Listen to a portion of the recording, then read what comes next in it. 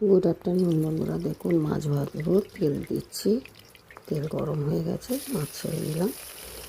দেখুন বন্ধুরা, মাছটি ভাজা করে নেব। এটা কালকেকারের ভিডিও বন্ধুরা, লং ভিডিও হয়ে যাবে বলে সবজিটা ছেড়েছি। এখন আজকের মাছেরটা ছাড়ছি। পটলটা ভেজে নিলাম বন্ধুরা। দেখুন, একটু জিরার ফোড়ন দিলাম, একটু জিরার ফোড়ন দিয়ে একটু পেঁয়াজ দেব, একটু আদা বাটা দেবো। পেঁয়াজটা লাল লাল হয়ে গেছে, একটু আদা বাটা দিয়ে দিলাম, কাঁচা লঙ্কা দিয়ে দিলাম বন্ধুরা।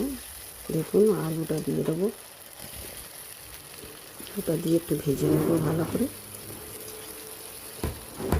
ভালো করে আলুটা ভেজে নেব বন্ধুরা। একটু নুন দিয়ে দিলাম,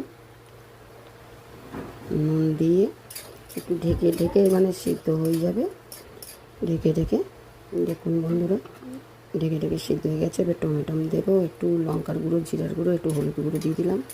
দিয়ে এটাকে ভালো করে কষে নেব মশলাটাকে। মাছের ঝোল হবে বন্ধুরা। দেখুন,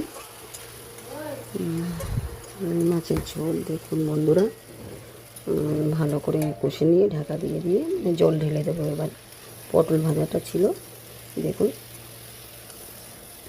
পটল ভাজাটা ভালো করে কষে নিলাম একসাথে। এবার জল দিয়ে দেবো বন্ধুরা। দেখুন দেখুন একটু কলমি শাক আছে, কলমি শাক ভাজবো। পেঁয়াজ কাঁচা লঙ্কা দিলাম, এটা আমার জন্য একা, ওরা তো খাবে না, ওরা আলু সিদ্ধ ভাত খাচ্ছে। দেখুন বন্ধুরা, একটু কলমি শাক ভাজলাম, পেঁয়াজ কাঁচা লঙ্কা দিয়ে একটু নুন দিয়ে দিলাম, দিয়ে ঢেকে দেবো। দিয়ে একটু সিদ্ধ হয়ে যাবে, নাড়ি চাড়ি নামিয়ে নেবো। দেখুন সিদ্ধ হয়ে গেছে, নাড়ি চাড়ি নামিয়ে নিচ্ছি বন্ধুরা। টাটা, গুড আফটারনুন, ভালো থাকবেন সবাই বন্ধুরা।